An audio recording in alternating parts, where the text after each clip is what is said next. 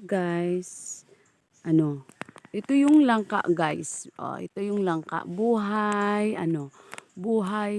gubat. Ito guys, wala pong kuryente. Walang igiba ng tubig kasi malayo siya dito guys sa amin. So, dito po kami sa gitna ng wala pong kuryente kahit mag-charge ka sa labasan guys, malayo din. Ito yung buhay namin. Yun guys. So, yung mga dyan, ayan guys.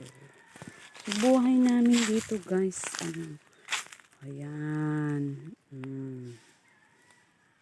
Kaya dito guys, maraming gulay.